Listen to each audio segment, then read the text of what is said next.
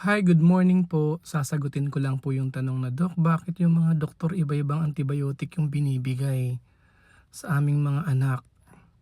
Alam niyo po yung tanong na yan, may kasama yan microbiology at saka pharmacology. Kailangan nating ng tulong ng mga medtech. Ayan po. Kaya po iba-ibang antibiotic kasi yung kaming mga doktor, madami kaming kino-consider yung sakit nung bata, saan bandang part ng katawan yung sakit ng bata, ano yung kumakalat dun sa community ninyo, ano bang bakterya yung common sa ganitong age group. Minsan, pati yung bakuna nyo kino-consider kung nabakunahan ba o hindi. Meron po kasing tinatawag na gram-positive bacteria, gram-negative bacteria, tapos merong gram-variable, merong acid-fast bacteria, meron mga cell-less or wall-less bacteria like Mycoplasma. So, iniisip namin muna kung ano yung maaaring bakterya na nasa loob ng katawan ng inyong mga anak. Kasi kung specific talaga, kung gagawa pa tayo ng halimbawa culture and sensitivity, minsan umaabot yun ng 3 araw, minsan naman 7 araw, ang tagal.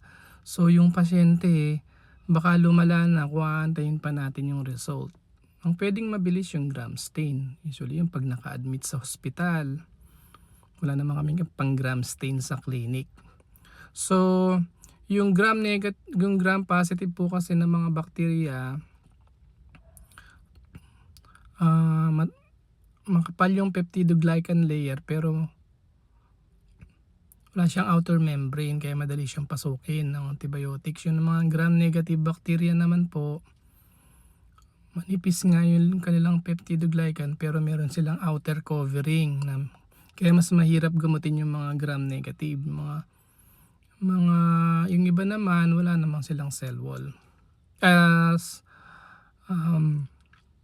wall, ganon mga bakterya. So iba-ibang bakterya kaya iba-ibang antibiotic po. So binabase namin yung sa symptoms, sa age group, sa community, kung ano yung infection na kumakalat sa community. So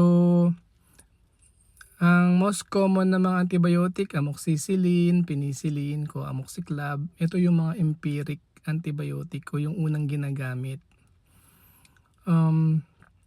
Broad spectrum po kasi sila, pwede silang pang gram positive, pang gram negative.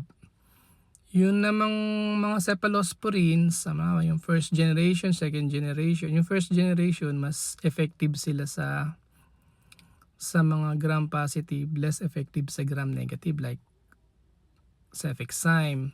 Pagka naman second generation, cefuroxime, cefaclor, mas effective sila sa gram negative, mas less sa gram positive.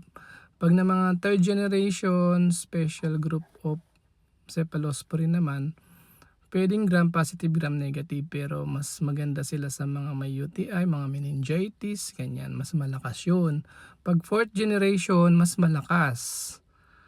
Tapos yung meron ng fifth generation cephalosporin. So pataas ng pataas po yun. Depend yun sa mga resistant na bakterya. So yun po yung dahilan. Sana may na-contribute ako sa vlog na ito kung bakit iba-ibang antibiotic ang ginagamit. Yan. So, kaya kapag binigyan kayo ng antibiotic ng inyong pediatrician, kailangan nyo ding mag-follow up. Kasi maaaring iba pala yung bacteria na nandun sa loob ng katawan. Kapag ka not improving within 2 to 3 days, need nating mag-follow up sa ating doktor. Baka kailangan palitan o i-assess muna kayo kung papalitan o itutuloy. Sana po may na-gets po kayo this morning. Good morning po.